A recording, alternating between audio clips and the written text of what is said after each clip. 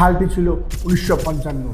দক্ষিণ প্রশান্ত মহাসাগরে 25 জন যাত্রী নিয়ে ছোট্ট একটি জাহাজ যাত্রা শুরু করে, কিন্তু এই জাহাজটি কখনোই তার গন্তব্যস্থলে পৌঁছায়নি।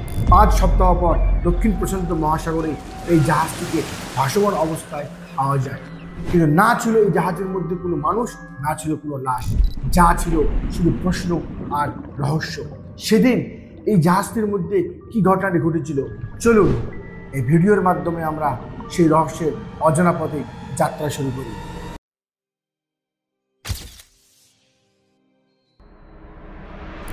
1931 খ্রিস্টাব্দে লস অ্যাঞ্জেলে এই জাহাজটি তৈরি হয়। এই জাহাজটি মেনলি তৈরি করা হয়েছিল হলিউড ডিরেক্টর রবার্ট ওয়েস্টারের জন্য। তিনি আদর করে এই জাহাজটির নাম রেখেছিলেন জয়িতা। জয়িতা শব্দের স্প্যানিশ ভাষায় অর্থ হলো ছোট্ট রত্ন। দ্বিতীয় বিশ্বযুদ্ধের সময় ইউএসএ নেভিরা এই জাহাজটিকে পেট্রোলিয়াম জাহাজ হিসেবে ব্যবহার করেছিল এবং 1952 খ্রিস্টাব্দে ডক্টর ক্যাথরিন লুওমারা এই জাহাজটিকে কিনে নেয় এবং এই জাহাজটির চার্টার বানায় ব্রিটিশ ক্যাপ্টেন থমাস মিলারকে। থমাস মিলার এই জাহাজটি মেনলি ব্যবহার করতেন ট্রেড ও চার্টারের জন্য। 1955 খ্রিস্টাব্দের 3রা অক্টোবর জয়িতা সামোয়ার আপিয়া হারবার থেকে যাত্রা শুরু করে টুকেলু দ্বীপের উদ্দেশ্যে। ডিস্টেন্স মাত্র 270 মাইলস। সময়ের আবার কথা ছিল 41 থেকে 48 ঘন্টা। 25 জন যাত্রীর মধ্যে 16 জন ছিল ক্রু মেম্বার এবং 9 জন ছিল যাত্রী। এদের মধ্যে 2 জন শিশুও ছিল। সেদিন জাহাজের মধ্যে কিছু মেডিকেল সাপ্লাই, কাঠ, খাবার এবং 40টি খালি ওয়েল ড্রাম। যাত্রা শুরুতেই পোর্ট ইঞ্জিনের ক্লেজ ফেল, স্টারবোর্ডের ইঞ্জিন দিয়ে যাত্রা শুরু হয়। ক্যাপ্টেন থমাস মুলার এই জাহাজটিকে অডমন্ত জাহাজ বলে, কারণ এই জাহাজটি ছিল কর দিয়ে তৈরি। তো জাহাজটি পৌঁছানোর কথা ছিল 5 অক্টোবর, কিন্তু জাহাজটি পৌঁছায়নি। 6 অক্টোবরে সার্চিং শুরু হয়।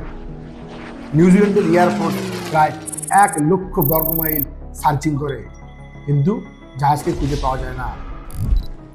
ঠিক তার 5 সপ্তাহ পর 10 নভেম্বর 1955 খ্রিস্টাব্দে মার্চেন্ট জাহাজ টুভেলু জয়িতাকে দেখতে পায় ফিজির ভ্যানুয়ালেবুর কাছে 600 মাইল দূরে, প্রায় 1000 কিমি বিচ্যুত প্রায় রুট থেকে।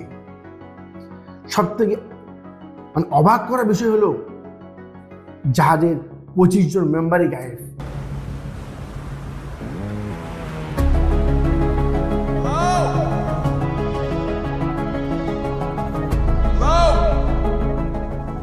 এবং তাদের কোনো লাশও নেই, এবং তার সঙ্গে লাইফ বোট, র্যাফট সব কিছুই মিসিং।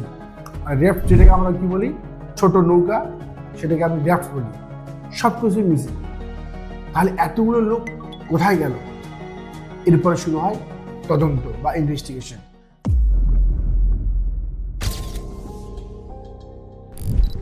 গ্যালভানিক কোরোশন বা ধাতু ক্ষয়ের ফলে কুলিং সিস্টেমের পাইপ ফেটে যায়।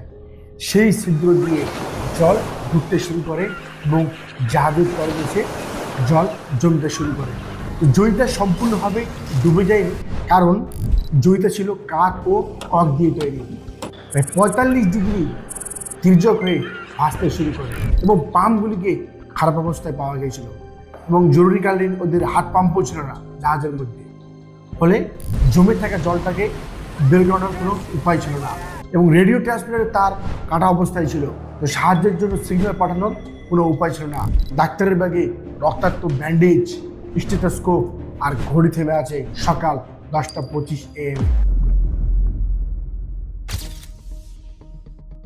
1 নম্বর কারণ হলো সেই সময় সমুদ্রের মধ্যে জলদস্যু বা পাইরেটসরা ঘোরাফেরা করত। তো অনেকে মনে করেন পাইরেটসরা যাত্রীদের সবাইকে মেরে সমুদ্রের মধ্যে ফেলে দেয় এবং জাহাজের মধ্যে সমস্ত যে মালগুলো ছিল, মূল্যবান মালগুলো, সেগুলো লুটপাট করে নিয়ে চলে যায়, কিন্তু এই কারণের কোনো প্রমাণ নেই। 2 নম্বর কারণ হলো টুকেলু ও সামোয়া দ্বীপপুঞ্জের মধ্যে সেই সময় রাজনৈতিক টানাপড়া চলছিল এবং সেই জাহাজের মধ্যে ডক্টর আলফ্রেড পারসন সেই সময় ছিল এবং তিনি একজন গভর্নমেন্ট ডাক্তার ছিলেন। তিনি হয়তো কোনো একটা গুরুত্বপূর্ণ সাক্ষীর হুমকি ছিলেন। এই জন্যই এই জাহাজে অ্যাটাক করা হয়। 3 নম্বর কারণ হলো, যেটা সব থেকে মোস্ট ইম্পর্টেন্ট কারণ বা রিজন, সেটা হলো জাহাজ যখন যাত্রা শুরু করে সেই সময় থেকেই ডিস্টার্ব ছিল। তো জাহাজ যখন ডুবতে শুরু করে তখন আতঙ্কে সবাই লাইফ বোট বা র্যাফটস নিয়ে নেয়, কিন্তু খোলা সমুদ্রের মধ্যে এই ছোট নৌকা বা ভেলাগুলো বা লাইফ বোট দিয়ে কী হবে, এগুলো হয়তো বিশাল ঢেউয়ের মধ্যে ভেসে যায় এবং এই 25 জন যাত্রী তারা নিখোঁজ হয়ে চলে যায়। 25 জন মানুষের খোঁজ আজও মেলেনি।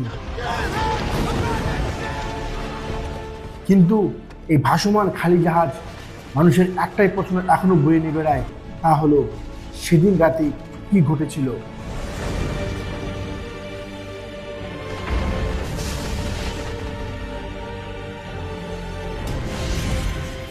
আর হ্যাঁ, আমি পার্সোনালি মনে করি এই জাহাজটি ডুবার পিছনে মেইন কারণ বা মেইন যে ভিকটিম তিনি হলেন ক্যাপ্টেন নিজেই, ক্যাপ্টেন থমাস মিলার।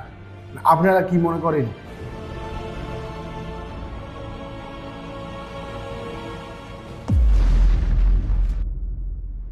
আমার সঙ্গে যদি সহমত হন তাহলে কমেন্ট বক্সে কমেন্ট করে জানাবেন। আর ভিডিওটি ভালো লাগলে অবশ্যই লাইক, শেয়ার এবং তার সঙ্গে